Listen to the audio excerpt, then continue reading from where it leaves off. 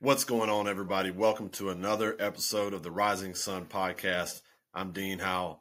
Hey, I just want to talk about Prize Crew Coffee real quick. They're a sponsor of the podcast. If you've gotten a ball cap from me or a coin as a guest on the podcast, they made those for me. And their coffee is some of the best I've ever had, quite frankly. Small batch, organic trade farms, air roaster. My favorite is Molly's Dark and Stormy. It's my friend up in the Pac Northwest. He's a senior chief quartermaster that is the CEO of the company, and he's just doing some pretty fantastic things. So check out Prize Crew Coffee. That's prizecrewcoffee.com. And if you make a purchase, use code SAIL, that's SAIL, at checkout, and you'll get 10% off. Hey, as a reminder, the views expressed in this podcast are those of the speakers alone and do not represent those of the United States government, the Department of Defense, or any of its components. Today, I was super excited to have Dan Field on. Dan Field is the United States 7th Fleet Command Master Chief. He's a bit of a big deal. You'll see his full bio in the episode description, but I'll tell you what, man, he's just an awesome dude. He's a sailor, working at the highest levels of the senior enlisted community in the Navy, and always has our community, our families, and our sailors' best interests at heart. So I was super excited to have him on the podcast for this episode. I broke it up into two parts, and I think you're really going to enjoy it. We had some very candid conversation and cracked a couple of chew highs and just had a good time. So with that, on to the show. Cheers, bro. Cheers. Come on, man. Yeah, come pipe. Dan Fields, what's going on, man?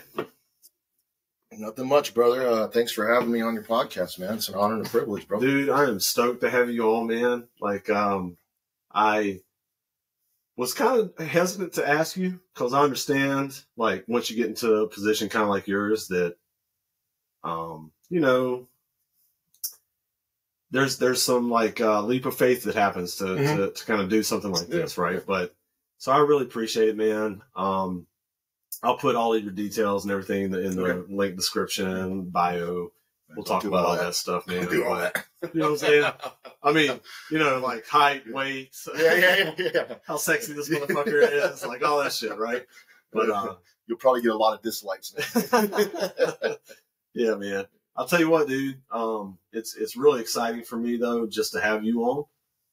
You saw the one with Randy, and that was a total one-off. Like, I knew that I was going to do that podcast with him, but I was down in Sasbo, and it had just, like, dumped rain. So I was walking down fucking India Pier, and he was like, hey, bro, I can't do it until 15:30 or whatever. And we had originally intended to do it, like, in my hotel room. But I was staying at the fucking Washington Hotel. You know, it's fucking trash. I will never fucking stay there again, right? You roll out of bed right under the head. Dude, it was so trash, you know? And so originally it was like, oh, I'll have him over to the hotel. We'll just fucking, like, set up, blah, blah, blah. And, but then I was like, hey, bro, I cannot do it. He's like, hey, man, like, we can't do it at my house. I got Yoko, the dog, and Jen's there. And I was like, fuck it, dude. He's like, just come in the fucking cabin. I was like, well, okay. We might have to be a little more careful because we'll both be in uniform, but it's all good, right? No, so, I think that was a perfect venue too, man. To be on board the USS Chief, man. What a iconic, you know, ship for us. You know, as chief petty officers, and then to have the opportunity to be able to interview Randy Hayes, who's probably one of the up and coming, fast rising leaders in the Navy, man, and he genuinely cares about that ship and his people. There's a lot to be learned from Randy. Dude, I love that dude. You know, he was my operations officer on the Campbell. Oh, you really? Okay. And we were joking about it when I had him on the podcast. Like, there were times, man, when bro, like, we were in the smoke pit, just like, holy shit, kind of thing, right? Like, you know, and he got there right when we were kind of getting into the operational cycle. So he kind of missed a lot of the thing, you know, the LOA and all the basic phase and all the things that McCampbell went through. But man, what a perfect, back then, operations officer. Like, he was exactly what we needed for that ship in the time that he was there. And I agree, man. Like, that dude's going places. He's fucking going places. He is, man. You know? He is. So, and you know, he he does very well at building that bridge between the officer and enlisted community as well. Still maintaining those boundaries, but is able to get the crew to do what they've done. I mean, they've been killing it the whole time out here, ever since even the ones before him were great too. But I think Randy was the right person to be the captain of that ship. I agree, man. It's funny too. Like when he heard that he was going to chief, he was like, "What is that?" like Captain Sullivan now, right? Pat Sullivan was like, "Let me turn you on to like what USS Chief is." He's like, "Oh." Of course, all the chiefs on McCampbell were like, "Oh, you're going to chief, huh?" Like, yes, But and he's so accommodating to any chief's mess that rolls into Sasebo. Any chief's mess that walks on his ship here in Yoko. I mean, even in Okinawa, he had a bunch of the chiefs mess, from the FMF side that went over to go visit the USS Chief, and it's pretty rare for those folks to be able to see that they're in their backyard. But yeah, man, he's awesome, man. Awesome. Him and Jen, great people. Yeah, no doubt. All right, so let's go here real quick, Dan. So pleasantries are out of the way. I always kind of start my podcast off like this.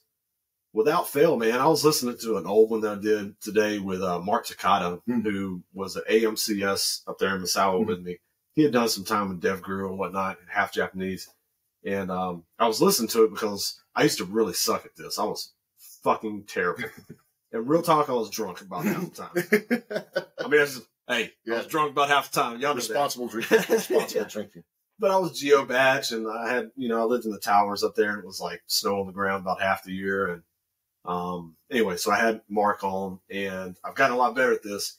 But one of the things that I always do is I kind of ask my guests about their origin story. So like, because I truly believe, at least from personal experience, and then from seeing people that I know, that like how we grow up as a kid, our relationship with our parents, school, whether we moved around a lot, like all these things, like, from 0 to like 12, 15, like they really kind of inform a lot about us as an adult human being. Right. So, so what's the Danfield origin story? Well, so I was born in San Jose, California, in 1973. And then, ended up growing up in Nogales, Arizona, which is on the border town. My father is a naturalized citizen from Mexico. He came to the States when he was 16, 17 to go to college in Missouri, out of all places. He went to Bible college. He's a preacher, minister. He met my mom there. My mom's from Missouri as well. And they took off and started preaching in the churches. And I grew up on the piano bench right next to my mom, man, up until I hit 16. Things kind of changed a little bit, as tends to happen. It was with my school was all predominantly Hispanic, right on the border, and I was, I speak, read, write Spanish, and I was the only Caucasian person in school, and there was another guy. He was from the Bronx, New York. A brother, and he was there too. He also spoke Spanish, which would trip everybody. But yeah, man, grew up there, and then. Once I graduated high school in 91, didn't do so well my first go around because at community college. And parents don't like that too much when you're spending their money. And then so I decided to go walk in the Navy recruiter, and I originally came in as an AMH into the Navy. So I was a big mechanic. I love turning wrenches, still do today, but I wanted to be a hydraulic guy. So I get to Millington, Tennessee. Millington, right? And that was right before my A school is, and we're doing our flight deck, aviation physicals, and they pull me aside. They're like, "Hey, you're colorblind, so you can't." Are you fucking colorblind? No, I'm not. I just can't. My browns are a little bit more difficult. But no, and when they gave me they did that Phelan lantern test. And I had bad vision. They told me to take off my glasses, so I couldn't even see. The lantern, and so I got sent to what they used to call them classifiers back then, not classifiers. And he had those little 3x5 cards with the jobs on them, right? And it was like OS, CS, or at the time MS, YN, and an HM. And the guy kind of pushes the HM one to me. He's like, this is the one you want to be at. He goes, "You're going to be at a hospital, stationed at a hospital." Now sign me up. Yeah. So yeah, I went to corps school in July of '92. Okay. Graduated corps school there in San Diego. Got stationed there at Naval Hospital San Diego. Yeah. Man. And then in the end of 1993, found myself up at Camp Pendleton with the Marines. The Corps. Yeah, nobody ever told me about that. Yeah, they didn't tell you about the green they didn't tell us anything about being with the grunts, you know. But lo and behold, you know, man, it was a blessing in disguise, because that's where I think my naval foundation started off, was with the Marine Corps. Yeah, a very structured organization, very one mindset driven. We were talking earlier about the team guys, right? Well, those grunts are the same way, man. They got one job, and that's to put rounds downrange. Yep. Make sure they hit the targets, you know. But I had some really good sergeants, staff sergeants, gunnery sergeants that kind of brought me up as an HM. Yeah. And I still look back to those days a day because of those gentlemen. That's where I'm at today, man. That's dope, man. I mean, like, anybody you talk to that serves with the Corps, man, I've got a friend. He's somebody that I met through the podcast. Dude's name's Brian Bishop, and he was, soft guy with the Marine Corps, and my first command was Essex, right? Okay, yeah, Essex and Sasebo, man, and like the Marines, you know, man, everybody likes to make fun of Marines, right? But like, here's what I'll say is some of the most accomplished people, veterans, outside of the Navy are fucking Marines, man. Because they get out and they know how to acquire this fucking target. They know how to make a plan, right? Like everything they learn, it breeds success in them. So they can get out and they're like, oh shit, this shit is fucking easy, right? Like they know how to fucking like move forward. And so any of the FMF corpsmen, especially that I've met, like those dudes have nothing but glowing things to say about the Marine Corps, right? Yeah, and you know, the other part too, that you see the difference between the Navy and the Marine Corps. Of course, two different missions, right? Yeah. You know, I mean, completely different missions, but they immerse themselves in that culture. Mm-hmm. You know, even after they retire, they get out. You know, once a Marine, always Marine. You know? Yep. And they really respect that Eagle Globe and Anchor that they wear every day, even off duty. You know, and that's one of the things that kind of was embedded in me too as well. Even though I had U.S. Navy on my uniform, they didn't hesitate to snatch me up by my collar and either set me straight or show me a good time. Yeah, I mean, for corpsmen especially, man, like once you're in it, dude. Like, you know, you watch all the shows and stuff like the Pacific. I don't know if you ever watched the Pacific. Like Doc, man. Yeah. Like when Marines say Doc, they say it different than I do. Like I call all my corpsmen. I've had so many corpsmen work for me over the years, and like I call them Doc affectionately. Like, you know, E9 to E1. I'll call them all Doc, right? But like that's different from the way a Marine calls a Doc. It is. Doc. It is. Does that make sense? Yeah, it is, and a lot of that too is because, you know, we train alongside them the whole time, man. I mean, when you start doing your workup cycles, and you know, you're going to jungle warfare training, which was you know, it was one of probably the most challenging trainings I've been through. Cold weather survival school. Yeah. Sleeping in a snow cave for 3-4 days up in Bridgeport, California was just half an MRE. And they're like, okay, we'll be back in 4 days. You know, here's your one candle that you can put in your ice cave and it keeps it at 50 degrees. That's not true. Because we actually lit like 3 candles in a day. You know? It's cold as fuck. It is, man. Oh man, dude. I mean, you know, but growing up side by side with them like that, man, it's a relationship that I can't explain. I think the closest thing to that would have been IDC on a crew des. Yeah. You know? Yeah. So yeah, I did my time with the Marines, and then I went down to San Diego branch medical clinic down there. And at that time I was a little hot-headed HM3. Oh, go figure. And my LPO was an HM3, and she told me to do something one time, and I probably answered back in the way I shouldn't have. And I found myself at DRB, man. And this is my first DRB. Marines don't do DRBs. Right. You know, they don't, you just go Article 15. That's office hours, man. Bam. That's it, you know?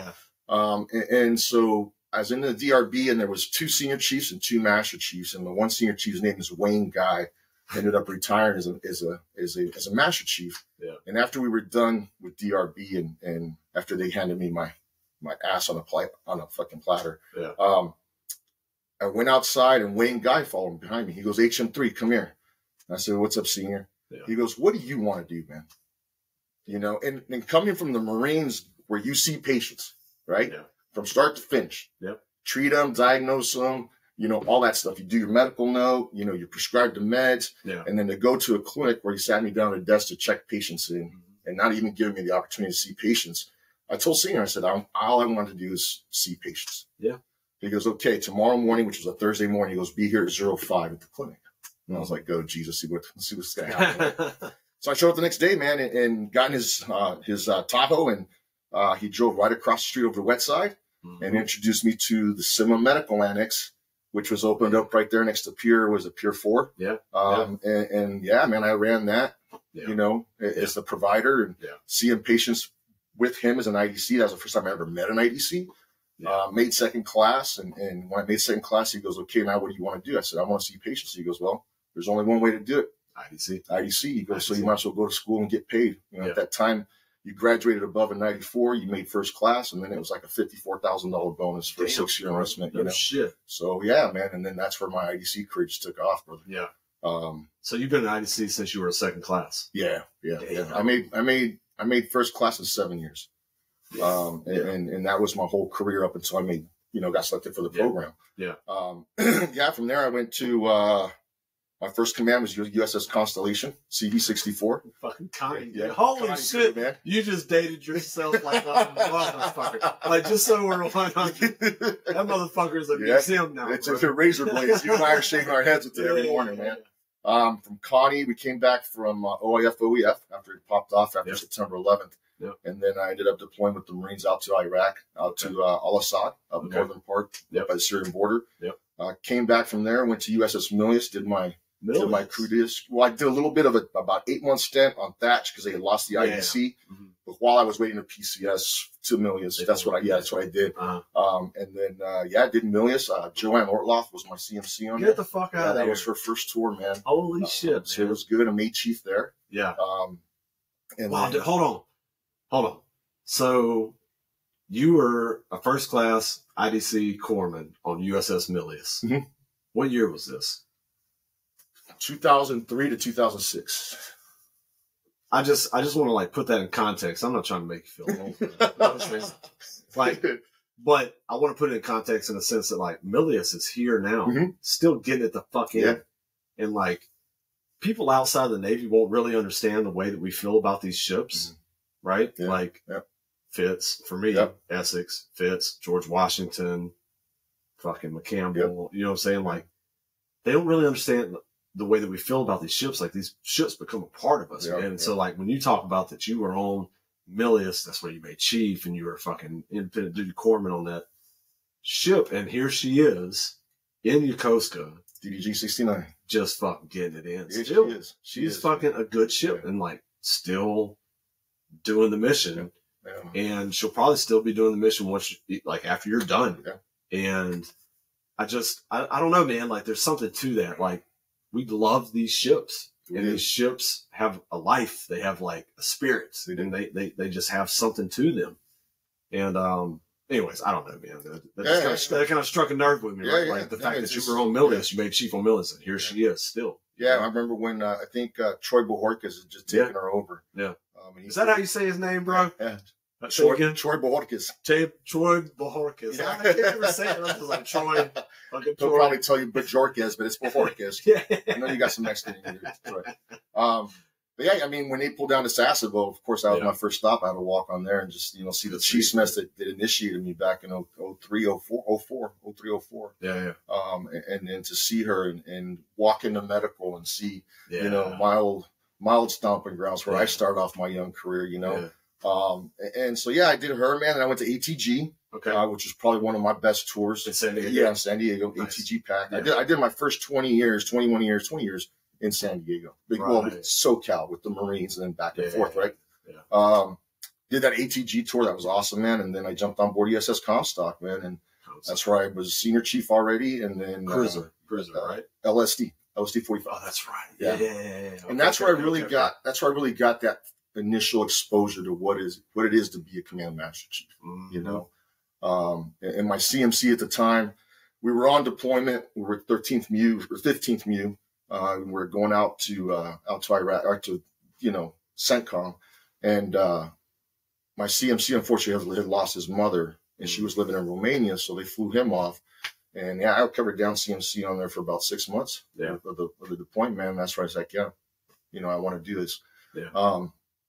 Yeah. So I left there, Comstock. I went to Balboa Hospital, first time at a hospital since my early 90s. Right. And made 9 there, and then put in for the program, got picked up right away. Yeah. And I've had a unique CMC tours, man.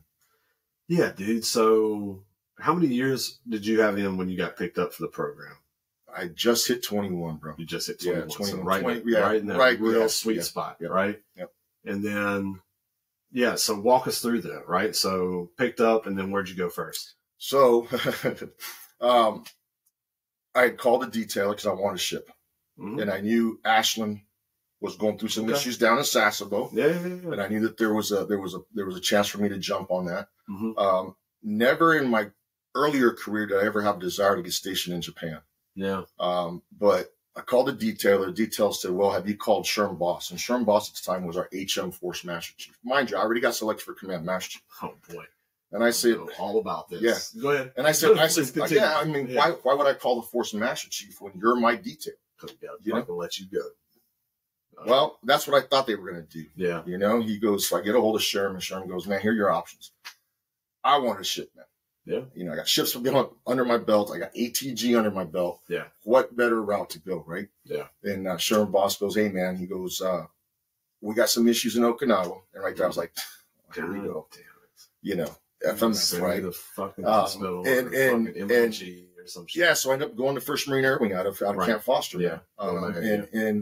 And I think I was the 2nd rated Command Master Chief that had taken that bill, because before there were prior HMCMs, collateral duty, Yep. So focusing still then on the medical mission, not the sailors and Marine mission. Because that's what they expect from you. Yeah. And especially knowing that you were a corpsman before, they're like, all right, Master Chief, I need you to fix this shit. Yeah. So I was, got stationed there. Mario Marquez was my Sergeant Major. He's now living in DC, working, I think, for the VFW, I think, or Legion. What those 2 working agents? Yeah. And then my general was General Bart Sanborn, right? Who was he was the first POW during Desert Storm. He was a Harrier pilot and was shot down. Dude, I think I remember the videos of him. Yeah, man. And that guy, he was my first exposure working with a Marine Corps general officer. But that guy was just a phenomenal leader. Yeah. I mean, very low key. Always stated there's nothing that I haven't been through that's going to be as bad as that experience for those 80, 90 days. Right. He goes, so you guys can bring anything at me, very calm, collective, made decisions. And I was able to learn a lot from him, man. Yeah. I learned a lot from him. And then also, Mario Marquez, he was a Sergeant Major. So, and that's one of those tours that now, I try to get non-corpsmen CMCs to go jump on one of those FMF tours, because it opens your eyes to a lot of other stuff outside the Navy. Yeah. And plus, with what's going on right now, man, that whole blue-green team is going to be critical here in the next couple of years, man. I mean, and we'll get into that, right? But, totally at the open source level. But I'll tell you, man, if you look at history, the relationship between the Navy and Marine Corps, I mean, let's go all the way back to the Constitution, right? Yeah. Let's go back to the Constitution. Like, the Constitution won battles because they have Marines in their fucking high cells, you know what I'm saying? Like, in the bird's nest, like, sniping motherfuckers on other ships. And I tell people this all the time. I'm sorry, I get fired up when we talk about this. I'm sorry. But, like, I tell people all the time that, like, if you look at the battles that happened at sea when Constitution, our most beloved and famous ship that's still a commissioned warship, like, I think people have this, like, beautiful image of, like, like Pirates of the Caribbean, they, like, shoot some cannonballs and they run up a white flag and they surrender and blah, blah, blah. No, man, it was about how many people can I kill on that ship. They weren't trying to sink it. They didn't want to shoot. They didn't want to sink the ship because they sunk the ship. They didn't get no money. Yeah. They wanted to bring that motherfucker back as bounty and get money off of it, right? Yeah. And so it was all about, like, how many people can I kill there? And so, like, Marines, sniping people on the deck were a huge part of it. And then you fast forward to, World War II. And, like, I will say that some of the things that and I'll just leave it at this. I'm not asking a question here. I'm just going to, like, say this. some of the things that we are doing now with the Marine Corps in preparation for the war that is probably going to happen is a lot more similar to some of the things we did in World War II. It is. Right. It is. And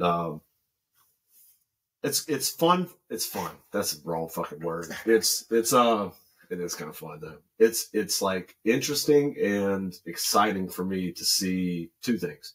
Number one, for the Marine Corps and the Navy SEAL community to get back to their fucking roots. Yeah. Like, get out of the fucking desert and let's remember who you are. Like, you're a seagoing force. Maritime dominance. Maritime fucking dominance. Yeah. And it feels like they're moving back toward that. And it just like, it encourages me, right? It's like, okay, like this is who you guys were like intended to be all along, you know? Yeah, yeah. You know what I mean? And we would, you know, we were in the desert for what, almost 20 years, a little bit over 20 years. And they did what they had to do. Yeah, yeah. And that was the mission at that time, right? And now going back to being postured out here in this AOR 24/7, 365. Yeah. I think it's getting us back to where we need to be to hopefully be able to dominate, man, you know? Yeah. So yeah, I did that Marine tour, and then then I jumped on to CAG 5, man. CAG 5, baby. CAG 5. And you know what, and that was kind of a unique opportunity too, because part of the 1st Marine Air Wing was the MAG out of Iwakuni. And while I was the Marine CMC, you know, I knew they were transitioning from Matsugi to Iwakuni. I had all the relationships with the COs, the XOs, Sergeants Major, for all the squadrons to include the base. Right. And I called Ozzy. He was the Air Pac Force at the time. And I said, hey, man, I really like to go, you know, take this job. And he goes, well, he kind of looks at me. He goes, hey, you're not aviation background. And I was like, well, yeah, but neither is Todd Windy. I mean, him and I went to IDC school together. Todd and I sat right next to each other in IDC school. Yeah, it's literally the CAG CMC right now. You know, but it was funny. But yeah, man, I got that opportunity, bro. And I'll tell you, man, what a wonderful, wonderful experience to serve with all those young men and young women and leaders from that CAG. Yeah. You know, you talk about America's 911, you know, the Freedom Badman team to serve on the Reagan with Jason Honka, Badman, you know, all those guys, man. And, you know, just wonder, Mickey Jones was Desron 15 at the time. Yep. And to get back on a ship, you know, after doing my 2.5 years with the Marines, that was great. Yeah. So yeah, I did that for about 2.5 years, did the transition down to Iwakuni, and then we were underway, and I got a call from Toby Howard. He was 7th Fleet. And he was like, hey, man, did you look at the weekly? This was before NTMS, right? Yeah. I said, yeah. He goes, did you see that 76 ESG-7 job? And I said, yes, I did. He goes, well, what do you think? And I was like, well, man, dude, I'd only been in Japan 6 years. Yeah. You know, compared to people like, you know, you look at like me, Curtis Blunt, yourself, you know, like in my mind, I was like, well, I'm sure there's people that got some more time in the seat out here and that probably, to me, naturally, I would think would be high on that list. And then Toby goes, dude, you got to remember, look at your background, man. Because you've done MUSE, you've done deployments, boots on ground, you've done a ship, you've done an amphib, which is perfect, you know, 76. So put it in. And I did. I put my name in the hat. And Brad Cooper, Admiral Cooper was the one that brought me on board, man. Yeah. And that was also Sasebo, bro. I can't say enough about Sasebo, man. I love that place, man. Yeah. So yeah, I moved down there and did that for 3 years, and then the opportunity came up for me to be able to interview for 7th Fleet, man. And I was fortunate, man, you know. Yeah. I'm honored and privileged to wear that ball cap, man. Yeah, dude. You know. I'll tell you like this, man, as a 7th Fleet sailor, like through and through, man. I started down in Sasebo, Sasavegas. Sasavegas, baby. I started down Sasebo on the USS Essex, 2001. And, so just a Mass Chief of your caliber that has the 7th Fleet experience that, you know, I'm not blowing sunshine up your ass, because honestly, I don't give a fuck, right? Yeah. But like, just to keep it real, right? Like, and I loved Taka too, right? Yeah. You know, Hurricane's a fucking man, right? But I just, like you, and this is one of the reasons why I wanted to have you on the podcast, is because you're a real motherfucker, man. Like, you don't play the kind of like, I'm going to be somebody in this situation and somebody else in this situation. You're just fucking Danfield.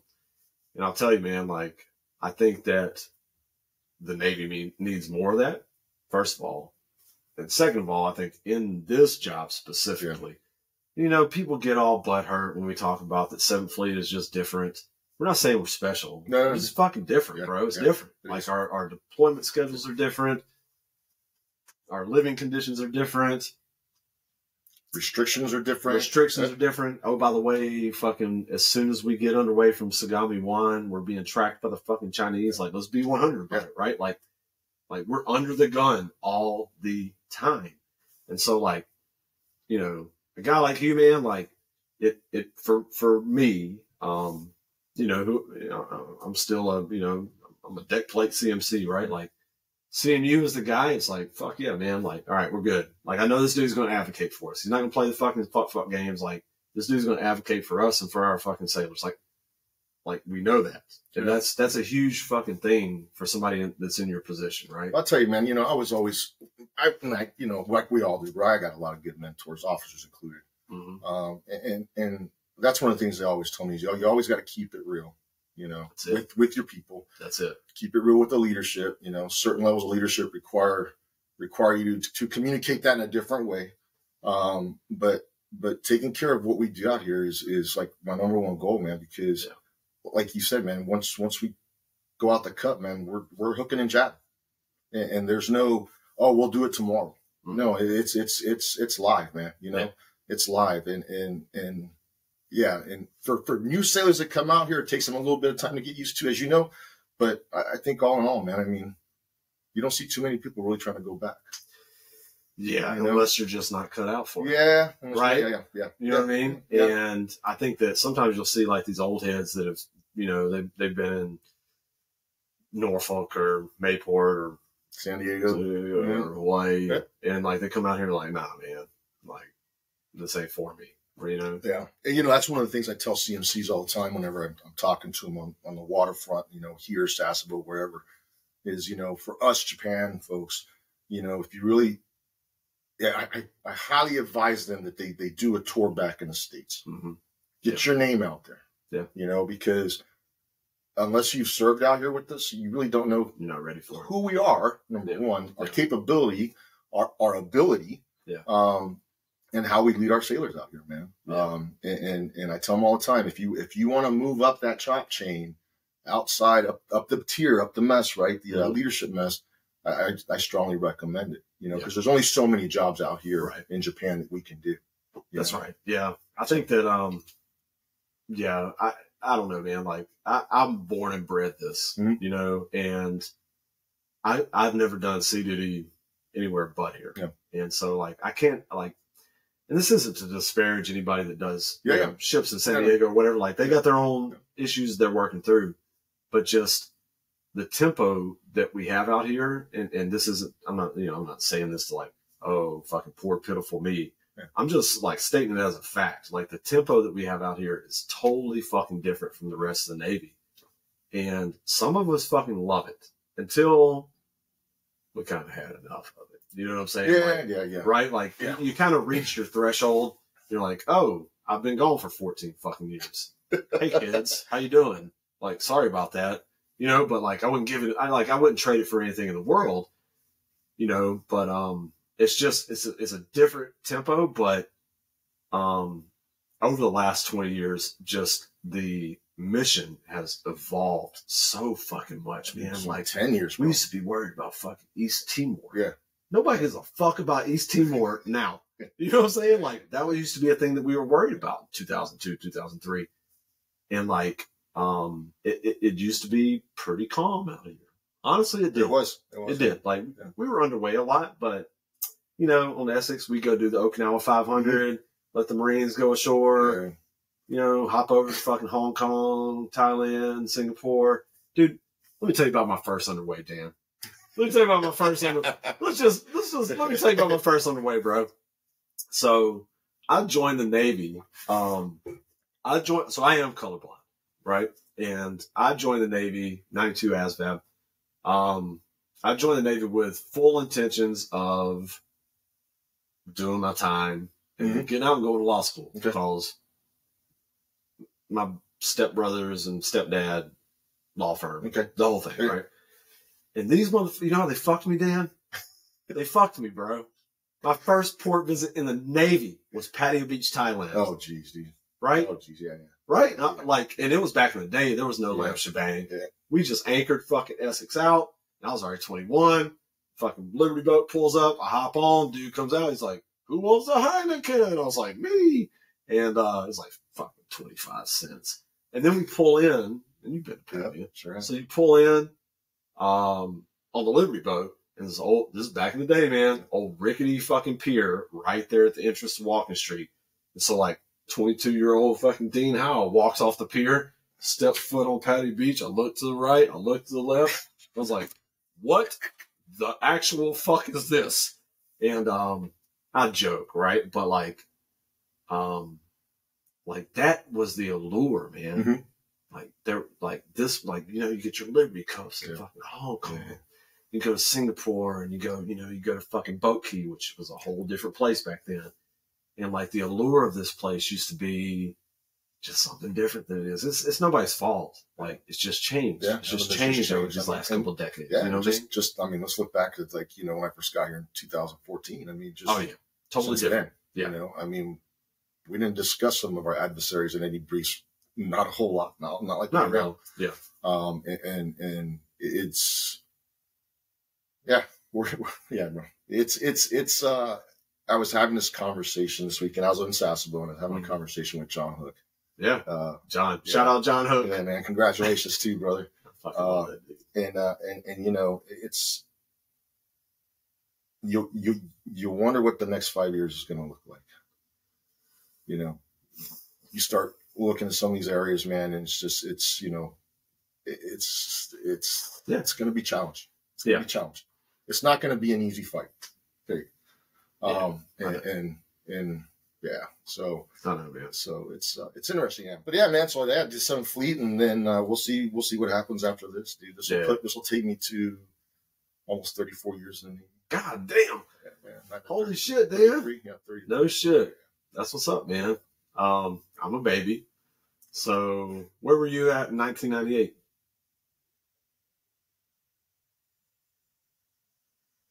I love how you're doing the math right now. It's like I joined in, and then. I was in Okinawa. I was in Okinawa. Because you. No. What? 91? I came in 91. Okay. So 98, I came in 92.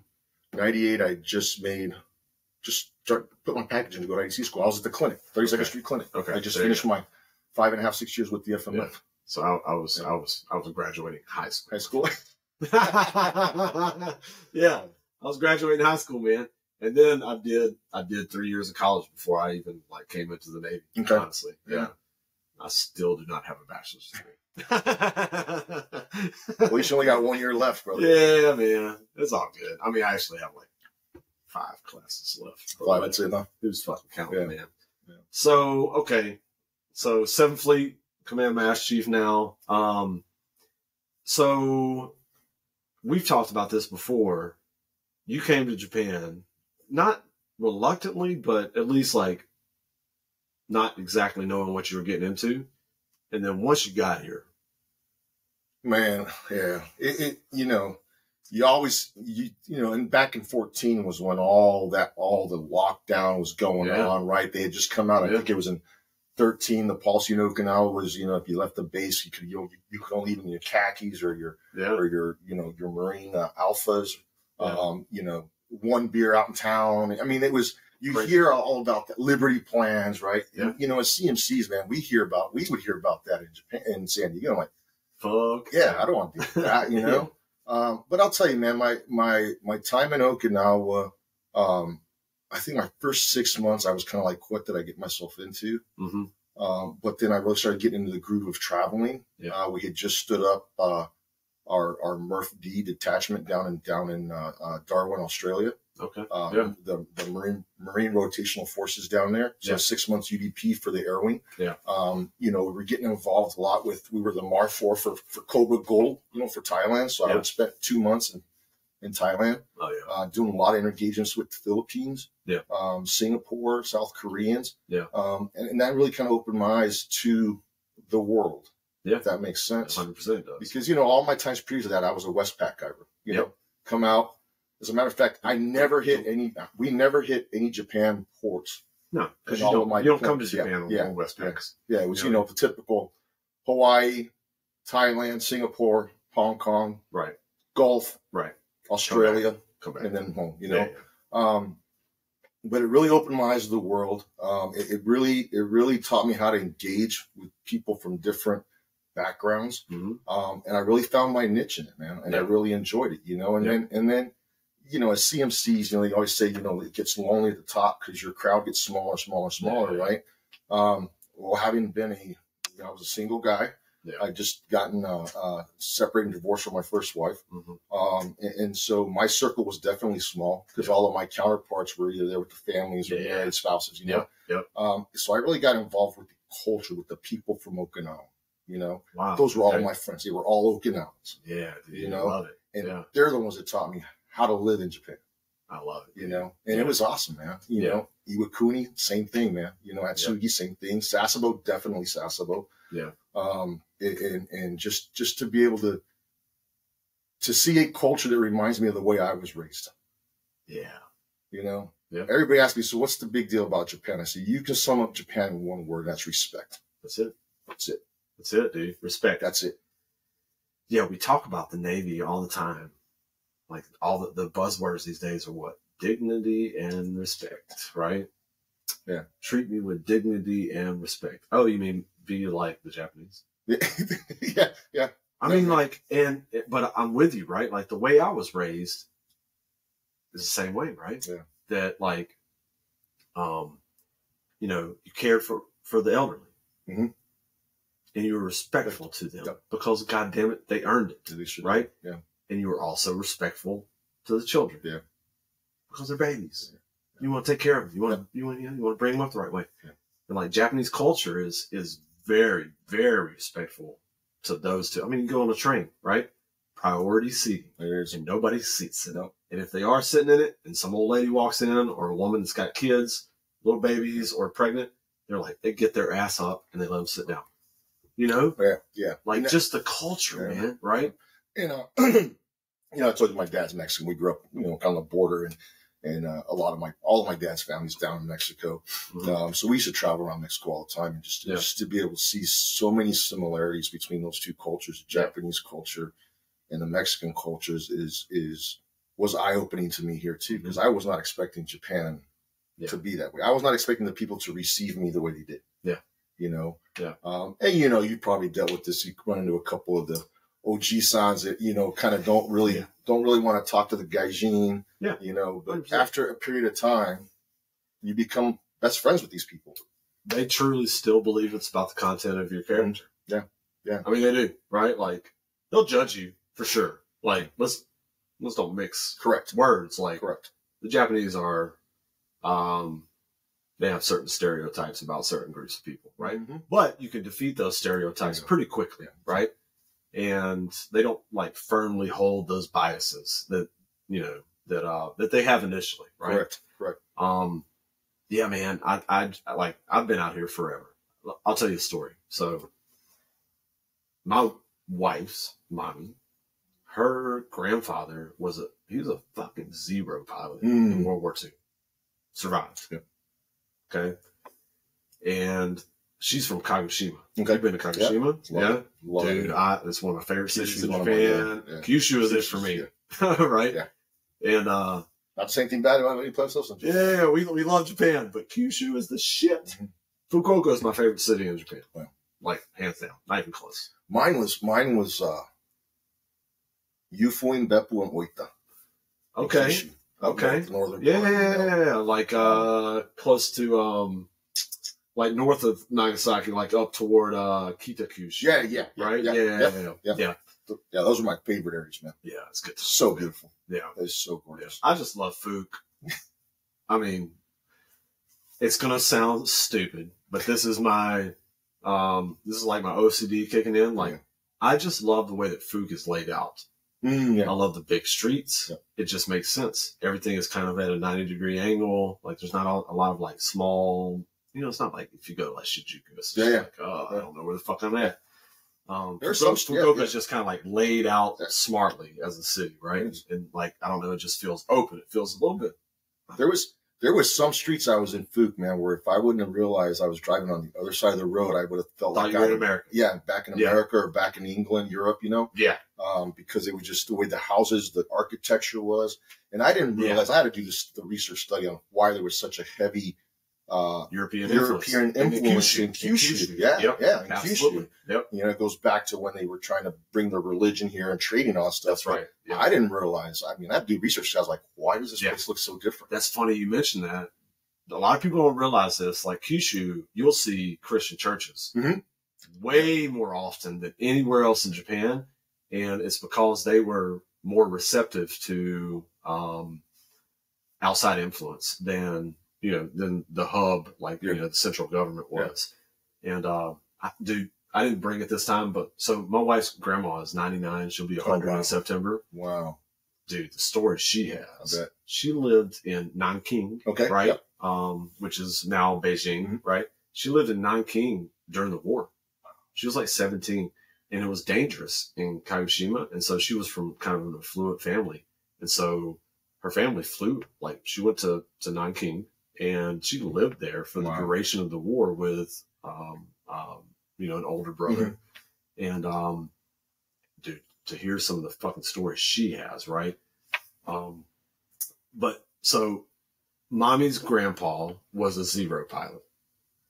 And the first time I went to Kagoshima, he wouldn't even fucking talk to me, dude. Yeah. 100%. And I get it. Yeah. Cause it's like where she's from is country, bro. Like country, right? And he wouldn't talk to me. And I was like, I get it, dude. I'm not even like, it is what it is, right? And I was respectful and blah, blah, blah, blah. But eventually it came time where I had asked her to marry me.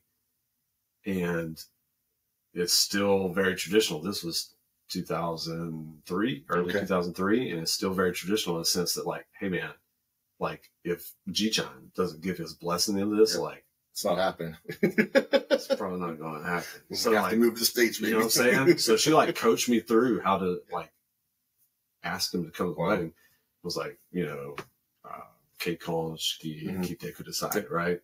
And it was the full thing like you would see in a movie where like I was on like both fucking knees. Keikon otisai, Keikon shiki kudasai, kite kudasai, right? And he said yes, right? And so he ended up coming.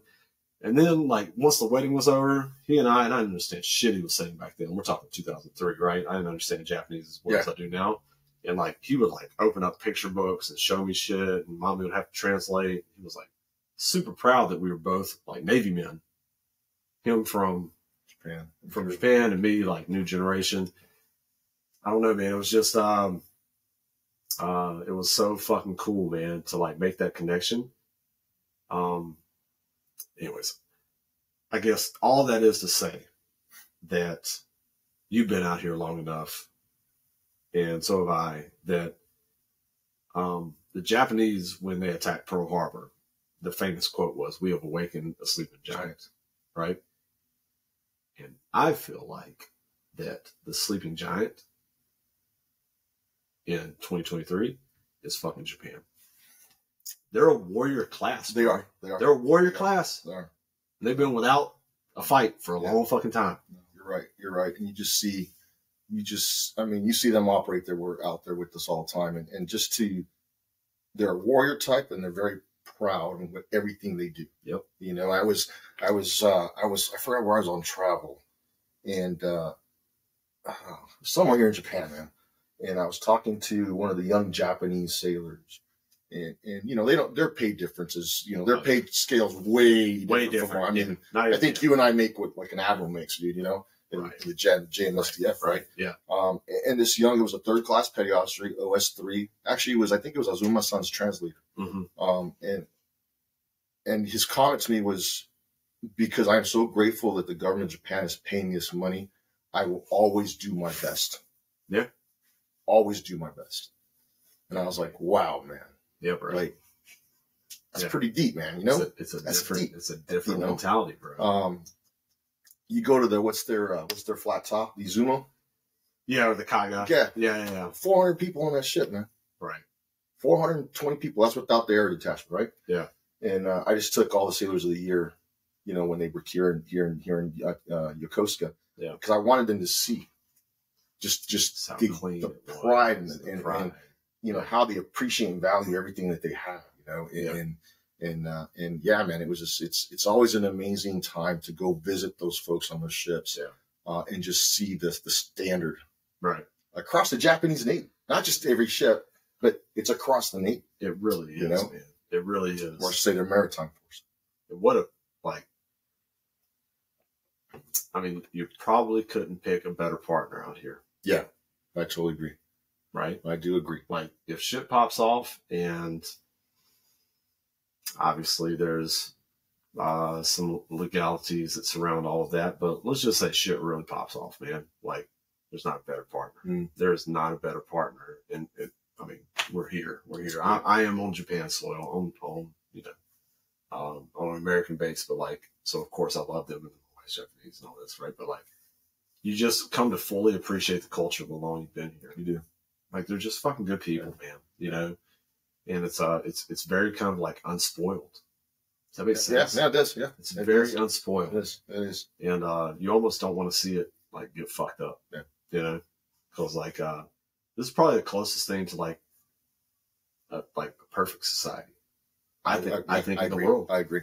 Yeah, I agree. You know, there's some drawbacks to it and whatnot. I don't want to get into that, but like, it's pretty fucking close to perfect, man. Like, it's real fucking close. It is. You know? It is. But it wouldn't work almost. I don't think it'd work anywhere else. No, and even the younger Japanese, you know. So, you know, we were down in Sasebo, and I didn't live on base. I was able to live up in Kikaze-cho, which is up the hill, right? And when I first moved there, I was by myself there. Yeah. And you know, my neighbors on both sides. I lived in a house, in a house, not a mansion. Yeah. And you know, you'd see, you know, American bro Saturday afternoon throwing some ribs on the barbecue. You know, you see everybody's windows open up and you know, close. You know, and then you know, people would start kind of walking by the house as the smoke, you know, and from my smoker was going through the neighborhood. And then my wife moved in with me. She speaks Japanese. And just the relationships that I was able to get across the finish line or just to make, period, because my wife speaks the language here.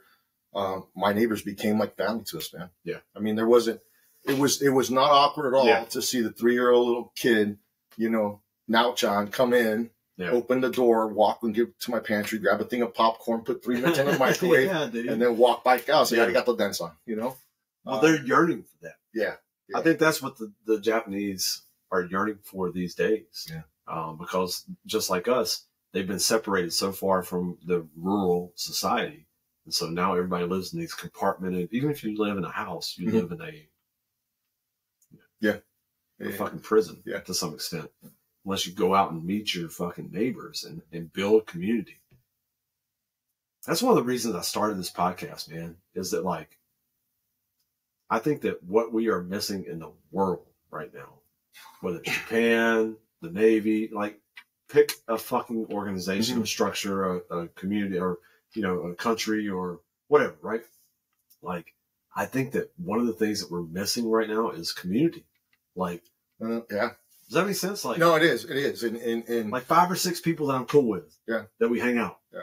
The world is missing that. It is. It is. You know? But, you know, you also remember, Dean, too, we're also trying to come back from that COVID environment where we were told, you cannot hang out. You cannot hang out. Go, hey. Do we want to talk about COVID? Here's, you know, your POD is going to be sent to you on your cell phone, you know, and now we want everybody to come back in all of a sudden. I mean, look at how many sailors we have, man, that went to boot camp during COVID restrictions. Yeah. You know, went to A school during COVID restrictions with walls in between them, you know, and now you're expecting to turn that around in 6-8 months when, you know, that's going to take, we have a 3-4-year, I'm going to call it generation, COVID generation that didn't come in the Navy like you and I did, you know, and didn't experience that shipmate, right? You know, like we did, because they were told to isolate. You know, and Japan went through it, bro. And, you know, they were they finally. We just got out of it in March. March. Yeah. You know, March 14th, COVID was gone and flu was back. And I'll tell you what, man, the Japanese, like, they still trust their government. They do. And so they waited. Yeah. They waited. They were patient. And the government said, okay, we're good. And it's back to normal. It truly is. Like, it is. You know, you still see a lot of masks, but like.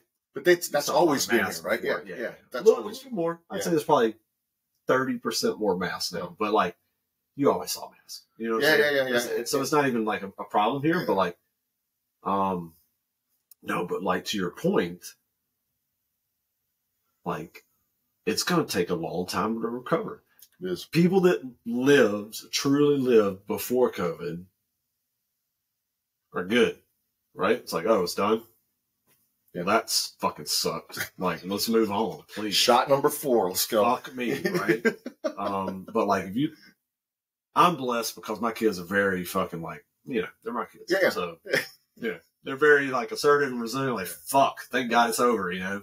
And by the way, we kind of talk like that in the house. I'm like, hey man, how about less F-bombs, please? You know, no, sorry, Dad. You know, but like, my point is that kids their age and these young sailors that we have,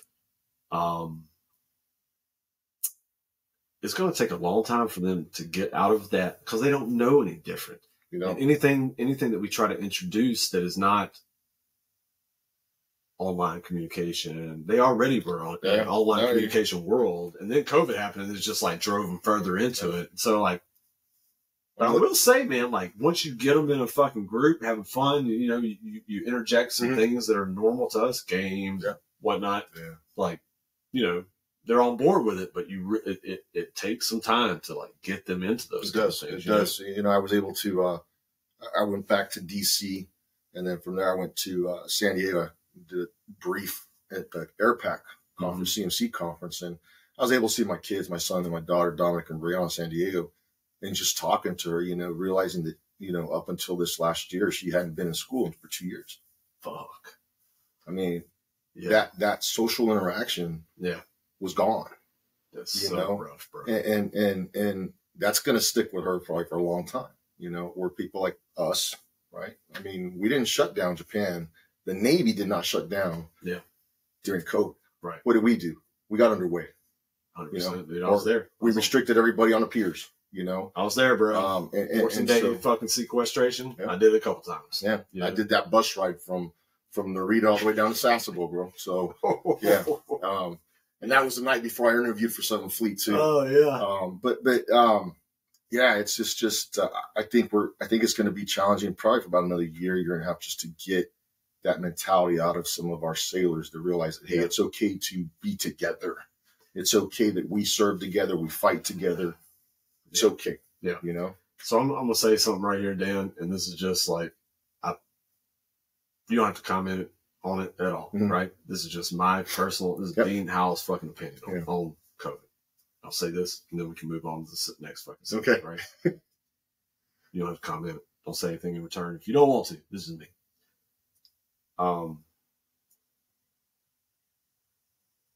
Somebody owes us a fucking apology. Okay? Not me, not you.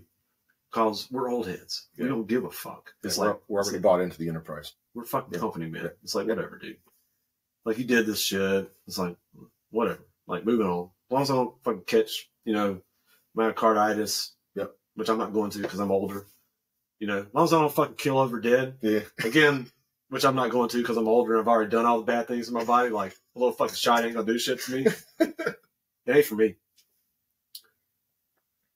These young kids that are a year out from their EAOS, that are considering re-enlisting or not, and the people that are in high school right now that are considering coming into specifically the Navy or not, but the military in general, somebody owes them a fucking apology, right? Again, this is Dean Howe's opinion. When you fuck something up, a normal human being, you know what they do? They say, hey, dude, I fucked that up. Yeah. My bad. Yep. And here's what I'm going to do to try to make it better. They don't continue to just like act like it never happened. And it's okay. I'm not mad, right? it's okay to say, hey man, like our response to that was not measured. It was not appropriate. We did what we thought was best, but hindsight being 2020, we kind of fucked that up, man. We probably shouldn't have locked everybody down. It didn't really fucking help anybody. Oh, by the way, the vaccines are not effective. I mean, let's be 100 about it, right? Mm-hmm. Like, somebody owes a fucking apology, man. And until we get that, I think that we are going to see very fucking minimal accession. We're going to see really fucking hard time with recruitment and retention, because these young fucking sailors are like, how about fuck you? Like, I don't trust you anymore because you did that to me. And now I know that it was not fucking necessary. And all it would take is, hey man, my bad. Like, my bad, right? That's all it would take. Yeah. Like, if you do some fucked up shit to somebody, what do you do? Say, hey dude, I didn't mean to. My bad, bro. Like, I'm sorry. Yeah. And that's it. It's like basic human shit, right? But we'll never fucking get it. Again, I'm not asking you to comment on that. I'm just telling you the conversations that I have with people in and out of the Navy is like, if you just acknowledge that you fucked it up, then I'll have a lot more respect for you, you know? So. No, you're I like what you said. But you know, on the flip side of that coin, right? I mean, dude, we hadn't dealt with anything like that since when? I mean, that's serious, right? Essentially right? Ever. Yeah, right. Since like bubonic plague. Essentially ever. Polio, right? Yeah. In anyone's lifetime that's alive right now. Ever. And, you know, like we were all learning. Mm-hmm. We could have handled it better. Yeah. I do agree with that. Right. And hopefully this is what I was telling John Hook this weekend. I said, I hope our kids never have to go through anything like that ever. They will, you know. So, I mean, I hope not to. I hope not. I hope not to. Yeah. And I mean, look at what you remember the swine flu, the bird flu, the chicken flu. Remember all that? Remember we were screening people during OIF, OEF. I mean, you know, it was like, and we never locked anybody down. Bro, let's talk about it. I pulled into Singapore during H1N1. There you go. I fucking remember. It was, the World Cup was on. It was probably 03, maybe 02, 03. Yeah. We pulled into fucking Singapore at fucking Changi, which was brand new at that time. Mm-hmm. You know what we did? We went on fucking Liberty, man. We walked through like a temperature checker. Yeah. If you had a fever, they were like, nah, dog, right? But if you didn't have a fever, they're like, go ahead. Fucking have fun, you know? Go ahead. And it was H1N1. Yeah. I don't know. Yeah, right? Yeah, so, man. I mean, you know, there's, anyway. We don't want to go down there. Now we don't. There's enough stuff out there. Everybody can do their own research. Yeah, do your own research. Do your research. Yeah. All right, bro. Hey, I'm going to take a leak.